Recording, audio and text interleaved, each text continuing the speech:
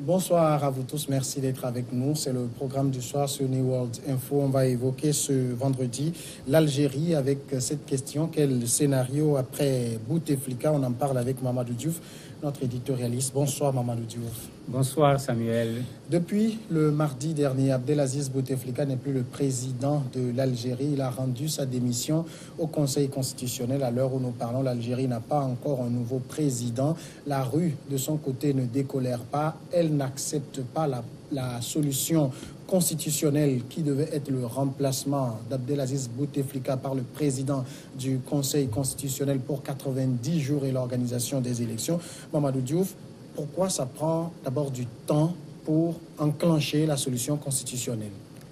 En fait, la solution constitutionnelle a du plomb dans l'aile parce que dès le départ, il y avait certes une revendication sur le fait que le président Bouteflika ne soit pas candidat.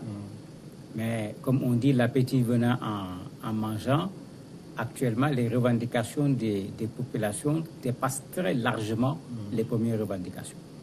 Si c'était les premières revendications, éventuellement, cette solution constitutionnelle aurait pu être le scénario qui va résoudre le problème de la transition. Mais aujourd'hui, il est très clair que si on prend cette solution, les manifestations vont se poursuivre. En tout cas, la manifestation d'aujourd'hui, les revendications ont été très claires. Il y en a même, j'allais dire, qui posent des revendications jusqu'au boutiste en disant qu'ils partent tous. Bon, bien sûr, c'est une revendication de manifestation, mais ce n'est pas possible que tout le monde parte. L'Algérie ne peut pas recommencer à zéro. Mais en tout cas, si on joue encore avec cette transition, on risque de voir des manifestations pendant longtemps et éventuellement même voir les manifestations changer de nature parce que les populations risquent d'être agacées. Alors aujourd'hui, est-ce que c'est à la rue d'imposer sa voix ou bien c'est aux autorités actuelles de trouver une solution? Malheureusement, l'idéal aurait été que les autorités ressemblent à la lettre de Bouteflika. C'est-à-dire que les gens comprennent qu'on a fini. Nous faisons partie du passé, mais ce n'est pas parce qu'on fait partie du passé que l'Algérie va faire partie du passé. Il y a l'avenir de l'Algérie, il fallait regarder l'avenir de l'Algérie, mais ils ont tellement joué avec le dilatoire que je me demande est-ce qu'aujourd'hui, même une proposition pertinente venant d'eux sera acceptée par les populations. Puisque si on regarde ce qui s'est passé depuis 7 semaines, à chaque fois que des hommes du pouvoir ont fait une proposition, la proposition a été immédiatement rejetée par les manifestants. Il n'y a aucune proposition qui a été acceptée.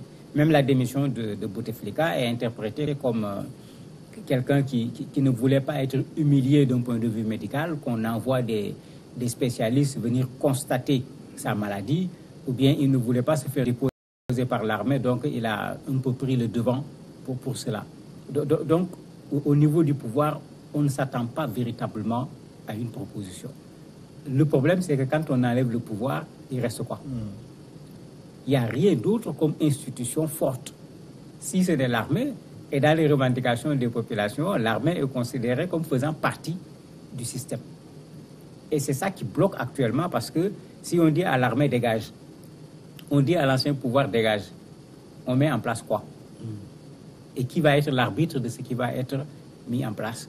Parce que jusqu'à aujourd'hui, les manifestations ont plutôt une allure de manifestation spontanée. Ce n'est pas un mouvement organisé, ce n'est pas un syndicat, ce n'est pas un parti politique.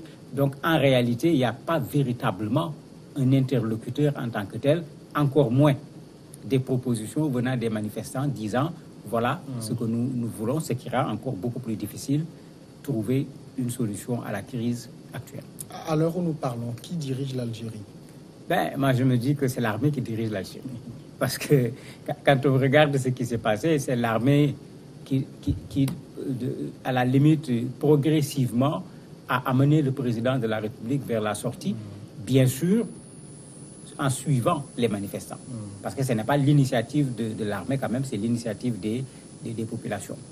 Présentement, c'est l'armée également, il ne faut pas qu'on oublie, qui avait demandé au Conseil constitutionnel de faire son travail en constatant la vacance du pouvoir. Aujourd'hui, c'est l'armée qui dirige le pays indirectement et intelligemment. Le chef d'état-major fait tout pour être un peu je sais pas moi, le porte-parole ou le représentant du peuple, il a souvent insisté sur le fait que l'armée algérienne est une armée du peuple, c'est une armée qui est à côté du peuple, mais c'est un compagnon de très longue date de Bouteflika, et c'est là où ça gêne, parce que autant on réclame des gens neufs au niveau des politiques, autant les populations réclament des gens neufs au niveau de l'armée, alors que ceux qui sont là sont tout sauf des gens neufs, c'est des compagnons du président de très longue date. Donc, en réalité, c'est l'armée qui a le pouvoir aujourd'hui, mais qui a du mal à l'exercer parce que sachant que la population ne veut pas d'une transition avec l'armée, considérant l'armée comme faisant partie du système, ou bien même, comme certains le disent, c'est l'armée lui-même qui noyote, qui capture le système, l'État algérien. Alors, Boutef a démissionné, mais le gouvernement a-t-il démissionné avec lui? Non, le gouvernement est là. Le gouvernement a commencé même à prendre des mesures en rapport avec le mois de Ramadan qui intervient à peu près dans 30 jours. Ils ont pris une loi interdisant qu'on hausse les prix comme on le fait d'habitude à l'approche du mois de Ramadan. Bon, pour vous, les journalistes même, puisque vous leur avez tapé dessus fortement, ils ont refait la loi sur la publicité pour que les médias d'État et les médias pro-État ne prennent pas toute la publicité, que l'ensemble des médias puissent en profiter. Ils sont loin de démissionner, ils sont en train de prendre des décisions pour dire qu'ils sont là.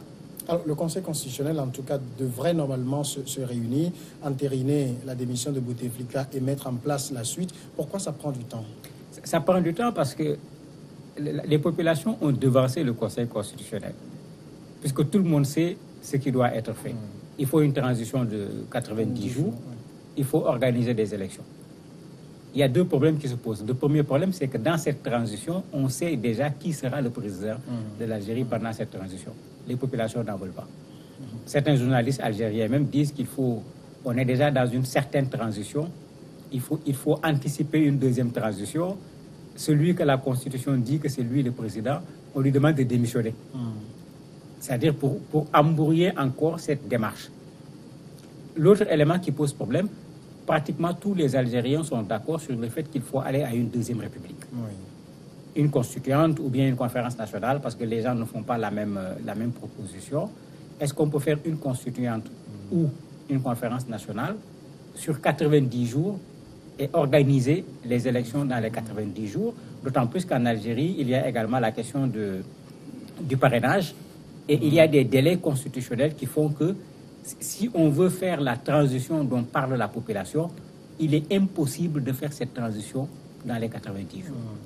Éventuellement, c'est ces deux éléments qui font que jusqu'à présent, la Cour constitutionnelle, l'équivalent du Sénat, ne se sont pas retrouvés pour déclencher le processus parce qu'ils se rendent compte que certainement, le délai ne permet pas de le faire. Il faut envisager certainement une autre forme de transition qui ne soit pas celle prévue par la Constitution. Les populations n'en veulent pas et ça ne permet pas à l'Algérie de sortir de la crise. Est-ce que ce vendredi, la rue a à nouveau grondé? Oui, la rue a vraiment grondé. Vraiment, les gens sont sortis encore place au bain. Dans d'autres endroits, il y a même une nouveauté. À l'entrée d'Alger, il y a eu pour la première fois des escarmouches entre les manifestants et les gendarmes. Il y a eu même du gaz lacrymogène qui a été jeté quand les gens venaient pour aller à la manifestation au niveau d'Alger. Donc ça montre déjà que les faits les choses montent d'un camp parce qu'ils les gendarmes avaient mis des barrières, les populations les ont enlevées, parmi lesquelles des juristes même, il y avait même des juges parmi ceux qui manifestaient et ils leur ont jeté du gaz lacrymogène. Donc que ce soit à Alger ou à l'intérieur du pays, les gens sont sortis à nouveau puisque, comme je l'ai dit au départ, la revendication a fortement évolué. On n'est plus dans Bouteflika dégage, on est dans système dégage. Et si Bouteflika a démissionné, le système est encore sur place, comme vous le dites, même le gouvernement qui l'a mis en place est toujours là et le gouvernement même prend des décisions. Alors on va laisser la rue faire jusqu'à quand? Il ne faut pas laisser la rue faire. Moi je supporte parfaitement ces manifestations, mais il faut être objectif. La rue ne peut gouverner aucun pays. Il ne faut également pas qu'on se fasse des illusions. C'est vrai que la démocratie, quand on la définit, c'est le pouvoir du peuple, mais qu'on ne se fasse pas d'illusions. Il n'est pas possible que la rue gouverne un pays. Et c'est la raison pour laquelle il faut qu'en Algérie, qu'on trouve assez rapidement une solution qui permette à la rue de se faire représenter éventuellement et qu'on laisse le pays être gouverné comme on gouverne tous les pays du monde. Il n'y a aucun pays qui est gouverné par la rue. Et maintenant, la rue attendra, les populations attendront le moment venu pour voter au niveau de la Constitution, pour aller aux élections. Mais on ne peut pas laisser la rue continuer à chaque fois qu'on dit une chose, de dire oui ou de dire non. On ne gouverne pas de la sorte.